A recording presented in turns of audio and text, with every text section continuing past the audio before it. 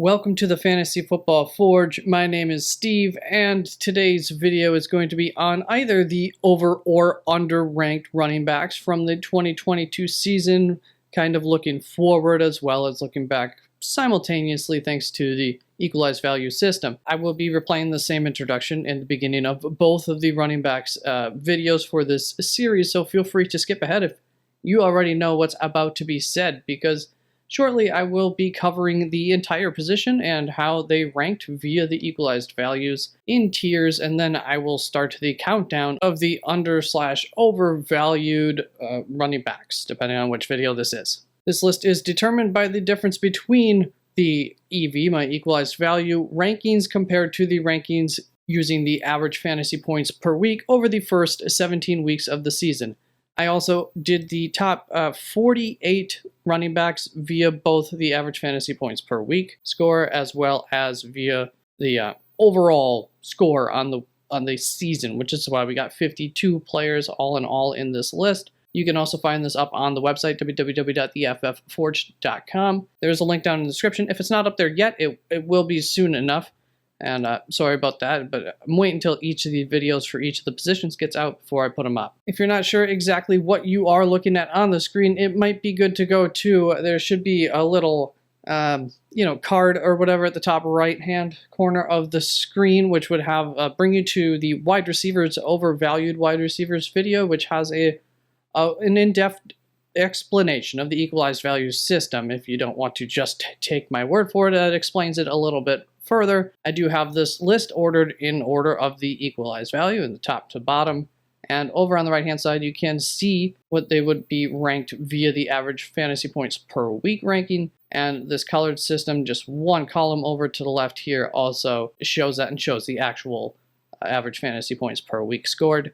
Everything's color-coded via over here, so you can pause if you wanted to look a little bit closer. That's also why I'll put this on the website, so you can look at any individual players if you wanted to. Now, this is going to be not one of the shorter videos in this series, so let's get going to cover how these players did in the 2022 season. We'll just go through them in tiers. So the first tier here, our on average RB12s across the season, are going to be Austin Eckler and Christian McCaffrey in a tier of their own. As a proud owner of Christian McCaffrey, I can say he was absolutely a tier above. He was great. And somebody in this next tier wasn't too far behind while they were healthy. This next tier starts off at the third spot here, third running back, with Derrick Henry, Josh Jacobs, Breece Hall, Saquon Barkley, Nick Chubb, and Kenneth Walker, all in there as RB18s. And if you wanted to look closer, I didn't break these apart because it just gets broken into so many tiers at this position. But over here, so 28.5 points, you could see that Josh Jacobs, Derrick Henry would have really been like running back 15s if we wanted to get a little bit more technical with it, but whatever. They're all in the same close tier here. Those top 8 running backs did excellent for you. I had 1, 2, 3 of them on my team. It was helpful. But even by the time you get down to like a Kenneth Walker, as great as he was, I tell you, running backs aren't what they once were in fantasy football, but you also it's really a luxury to have the great ones, but especially if you're in like full PPR. But on to the next tier of running backs, that starts off at the RB9 according to EV, with Joe Mixon, followed by James Conner, Dalvin Cook, Ezekiel Elliott, Tony Pollard, Najee Harris, Leonard Fournette, Aaron Jones, and Ramondre Stevenson. And it looks like I did do asterisks here so you can actually see without looking too closely. All of these guys would have been more like RB21s out on a tier on their own. I just didn't change all the coloring, keep it a little bit more simplified. So that is your third tier of running backs, bringing you all the way to the 17th running back. And now we're getting into the still good running backs, but maybe not great. And yeah, I think that makes sense with this list. Started off at RB18 with DeAndre Swift, followed by Jamal Williams, Dameon Pierce, Jonathan Taylor, Sanders, Alvin Kamara, Latavius Murray, Devin Singletary, Travis Etienne Jr., David Montgomery, Cordell Patterson, Antonio Gibson. Onto the next tier here. Your RB36 is so just really inside of the flex territory. Backup RB2, Deonta Foreman, Raheem Mostert, Brian Robinson Jr., A.J. Dillon, J.K. Dobbins, Javonte Williams, Tyler Algier, Jerick McKinnon, Jeff Wilson, Rashad Penny, Zonovan Knight. Then we have In this next tier, so kind of starting to get out of useful territory, we have Khalil Herbert, Damian Harris, Clyde Edwards-Helaire, Isaiah Pacheco. Then we have Michael Carter, Cam Akers, Rashad White, Samaje Perine, and James Robinson. And our final tier here, Kenyon Drake, James Cook, Kareem Hunt, guys who were probably more detrimental than not here. And I think for the most part, that's the case for most of these guys. However, some of them, they produced, both CEH and Isaiah Pacheco produced in ways where that's not totally truth. But let's move on to the whichever video this is. Actually, before we move on to whichever video this is, I do want to point out right down here are the benchmarks that I've been tracking over the last 2 seasons. So this is kind of a point of reference for the RB1. Like what was the actual RB1 over the past couple of years? On average, they would have scored you 32.5 points plus or minus about 7.5 points. So anywhere from about 24 points down up to about 40 points. That whole entire range would have qualified as an RB1 type of week. 2 running backs can have RB1 weeks. Go through that explanation once again in that wide receiver video. Then here's the running back number 6 on average, 20.5 points. Number 12 on average, about 16 points. And the 18th, about 12.9 points. 24th, 10.2. You start to see the position even out here as far as the difference across positions here. Only about 2.5 points difference there. Exactly like 2 points difference from the number 24 to the number 30 running back. So around running back 18 is really where you start to get less of an advantage across others within the position. And I think we all know that once you get like 14 points, you feel like you had a pretty darn good week out of someone. And you can't be upset with their performance, at least at that point. So that makes sense. There were only 2 players that I had injuries or adjustments that I made, and those are going to be Kenneth Walker and Deonta Foreman to make our representation more accurate of what we could expect going forward if they are the starters for their respective teams next season. We'll see in the case of Deonta Foreman. He did perform quite well, though. And Kenneth Walker, I think we can expect him to have that starting role for sure. And welcome to the Undervalued Running Backs video. Just a quick heads up, there's going to be some extraneous talk here about the EV system and what some of the, even though I do these head-to-head battles, it's not the perfect test, and it's really not exactly what EVE all measures. The equalized value system also it's really against the entire field. So I wrote some stuff here. I'm just going to read through it because I need to defend it a little bit in this video, because the head-to-head battles are not going to work out in my favor very much, and there are reasons for that I agree with and also just want to point out. So for the undervalued running backs, we will soon see that for several players, the head-to-head battle that I like to use as proof of concept doesn't go so well. I have a longer explanation at the end of the video, but going into this, I would like to point out that I believe that running backs are largely the easiest position to predict on a week in and week out basis. That's pretty darn true. It doesn't always work out as hoped for / expected, but most often we have a good idea of who's going to get a good amount of work in any given backfield. The replacement value at the position is as close to a 1-for-1 replacement as you can find. I would say quarterbacks are probably a little bit more easy to predict than running backs, even because they get the ball in their hands literally every play. They're the most replaceable position, not necessarily in terms of talent, but at least in terms of opportunity. Once again, just getting those handoffs. This is part of my argument that consistency is less important overall at the running back position than it is for the wide receivers and even the quarterbacks. Quarterbacks are a little bit mixed, but still true. Definitely for the running backs, it seems that the boom weeks can really carry a player's winning record, I suppose, in terms of how we're looking at these head-to-head games. So on to the number 5 most undervalued running back of the 2022 season. Despite being ranked 8th via the average fantasy points per week, this player made it into the top 5 right there at number 5 via the equalized value. And he is Breece Hall. In week 1, he may have only been a top 33/36 running back, but afterwards he never finished lower than a top 15/18 running back over his next 6 games, including a game where he got injured after only 4 rushing attempts. That was disappointing, having him that game, because it looked so good. And there's other reasons. So after the first 3 weeks of the season, he was really in a 50-50 split, and so that limited his ceiling.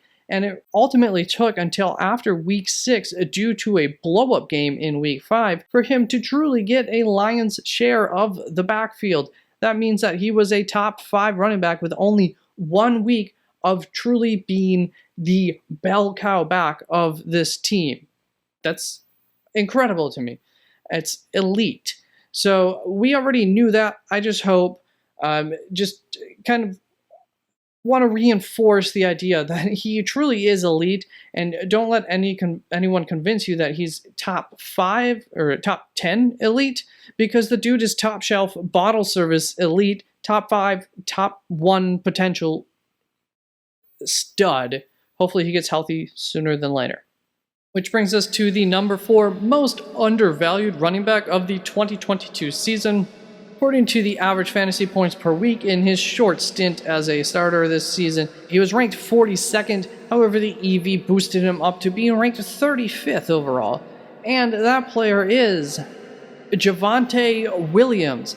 This might be a little bit controversial, especially given the small sample size, but he only had 3 games before getting injured early in week 4, and they were disappointing. But even with that 3.2 point fantasy point week in week 4, he was at least an all-right flex to top 18 player. Disappointing, yes. Losing a matchup against every single running back, not necessarily, especially that week 1 was all right. And so Javonte Williams, just all I want to say is to not get too bummed out about his potential based on his 2022 season. I still think that the future is bright for him, and he should have a backfield all to himself finally in the near future. That would be the hope, expectation. And so don't let him slide under the radar too much next season in 2023. Which brings us to the 3rd most undervalued running back from the 2022 season. This is a player whose average fantasy points would have had him ranked 37th per week. However, the EV system has him pushed up solidly into flex territory at number 32, and that player is Brian Robinson Jr.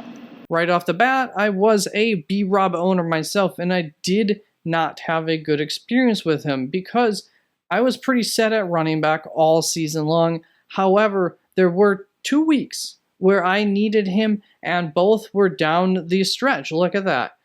You would think that this is a good thing that I needed him for 2 weeks down this stretch.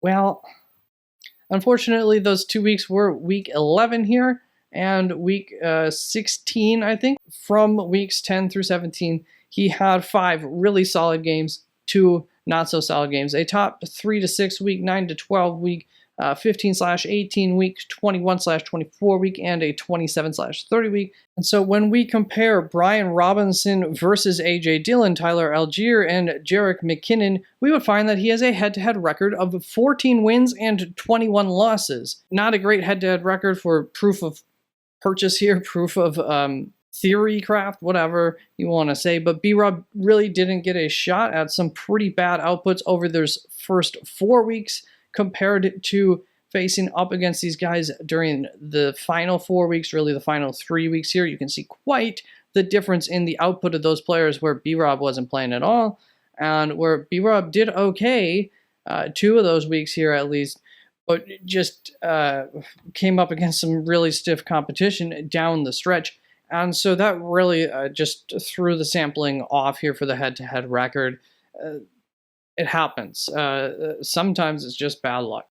On to the number 2 most undervalued running back from the 2022 season. A guy who did just make it into the top 24, right at the 24th ranked running back via the average fantasy points per week. And via the EV system, equalized value was ranked him at number 20, so just 4 spots higher. And that player is Dameon Pierce, another running back that I had. He had 1 top 27/30 game, 2 top 21/24 type games, 4 top 15/18 games, 1 top 9 or top 12 type game, 2 top 3 to 6 type weeks, and no top 1 weeks. He had no running back 1 type weeks, where you wouldn't expect him at least to finish as the RB1. On top of that, there were 3 poor weeks that he had. He was fairly easy to predict this season, and that is part of the reason why I relied on Brian Robinson in Week 11, was because of a poor matchup for Dameon Pierce that I felt, and I think it was a really good matchup for Brian Robinson, and that obviously didn't end up working out, as we just saw. That said, though, sure enough, Dameon Pierce did only have 2.4 points that week. I think B-Rob had 0.9, so managed to do worse somehow.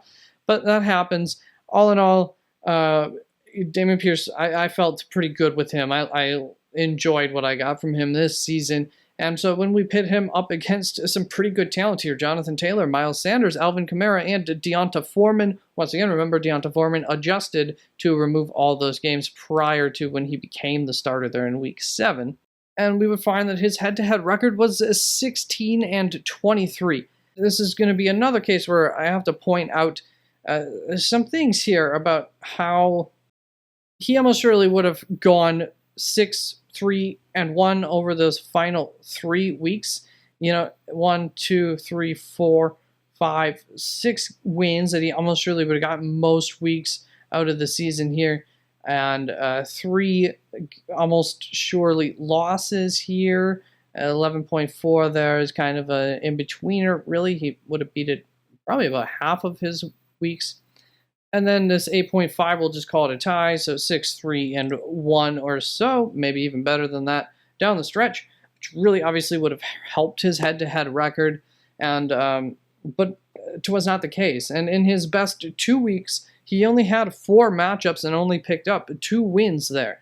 So to point that out, that's probably Week 5 and Week 4, where he came up against a buzzsaw there. So in his best 2 weeks, he wasn't able to capitalize on that a whole lot for his head-to-head record. And in his next best 5 games, which would be top 15/18 type running back games and a top 9/12 game in there, there were 5 potential victories that guys missed games in.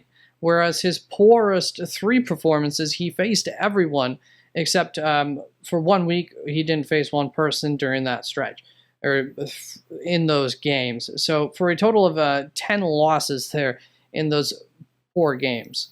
So you can see there's always guys missing in some of these better games that he had throughout the season, whereas in his poor games, there was nobody missing in most of those. So once again, just the head-to-head does not support the argument that I am making here for Dameon Pierce, but I am just telling you that he was in the conversation with these guys based on their performances in the 2022 season. That's for sure. He did absolutely fine, and when you look at things a little bit closer, you see why that head-to-head record is so not in favor of supporting the argument.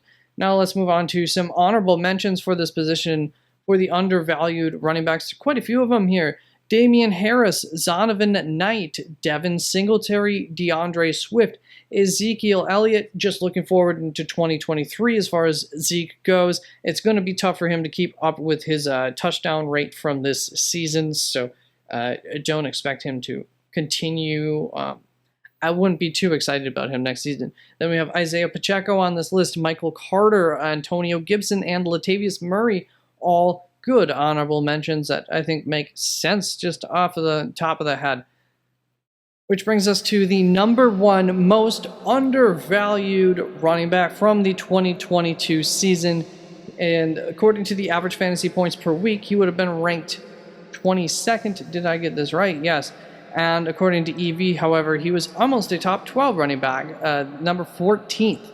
And that player is Najee Harris. Najee only had 2 subpar games all season long. There were really no horrible games, though 5.1 points obviously isn't good. but that was his worst game, which was good for a top 39/42 weeks. So it kind of puts him into being a bad flex option at 5.1 points here for. I don't think I've mentioned this. This should all be half PPR scoring, just like I normally do for the channel. But when we look at Najee Harris going up against Leonard Fournette, Aaron Jones, Ramondre Stevenson, DeAndre Swift, Jamal Williams, Jonathan Taylor, Miles Sanders, and Alvin Kamara, all guys who average fantasy points has them higher, even 13th, 14th best there. He had a head-to-head record of 54 and 56, so pretty much evenly split there. Nothing to look into too much. So we saw the head-to-head test fail several times, and I've gone over this before. This head-to-head test isn't perfect, and yes, I only point that out when it doesn't go in my favor. But this is always true whether the test goes in my favor or not. It's not going to be a perfect, no system's perfect. This system is truly an against the field thing, and in a large bit of analysis that I did last offseason, I found that boom or bust versus consistency not only was more or less important within pockets at individual positions, but it also had differing results for different positions just overall. For running backs, because there is an overall large amount of consistency across a large swath of players, which is truly true, across the entirety of the season and on a week in and week out basis, boom does have a bigger impact on the impact that a guy has on your team throughout a season. Pure success, we'll call it. And it would appear that that has held true for a second reason in a row. Once again, that video that I mentioned, you can find those the earliest videos that are on this channel. Pretty long overviews. There's also stuff up on the website that covers that analysis as well, if you'd rather that than the video.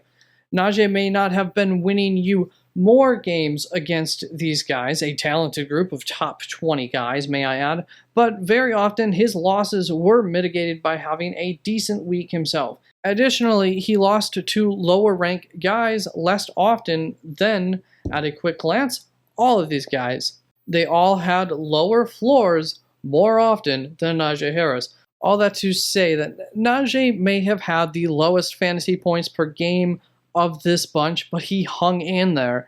And leaving draft position aside, I'd have rather had him than at least half of this group, if not all of them. He simply didn't lose his owners that many games. He didn't win them many, but he allowed the rest of the fantasy team that was built around him to do its work without having to make up for much slack. A quality that I felt in Dameon Pierce for my team, that he provided my team last season as well, firsthand. Yes, I wanted more from Dameon Pierce, and yes, he made me very nervous, but he allowed the rest of my team to do their jobs for victories, and ultimately, sure enough, if you go and look online, Najee's performance in Week 17 won a lot of people their league championships, which means that plenty of rosters that he was on made it there, which means that I support him being the #1 most undervalued running back from the 2022 season. Let me know how you felt if you were a Najee Harris owner. I saw a lot of complaints throughout the season for him, but maybe with that highlight at the end of the season, there's more goodwill. I know sometimes you have to just put draft position aside a little bit, and I'm asking you to do that and letting me know how you felt about him. I know how I felt about, I got 3 guys on this list: Dameon Pierce, Brian Robinson, Breece Hall. I'd say if one of them, I was a little bit disappointed with Brian Robinson, but part of that's just I didn't need him when he was doing well, so I didn't get to experience that from him. So thank you very much. I hope you enjoy these videos, and I'll see you soon in another video.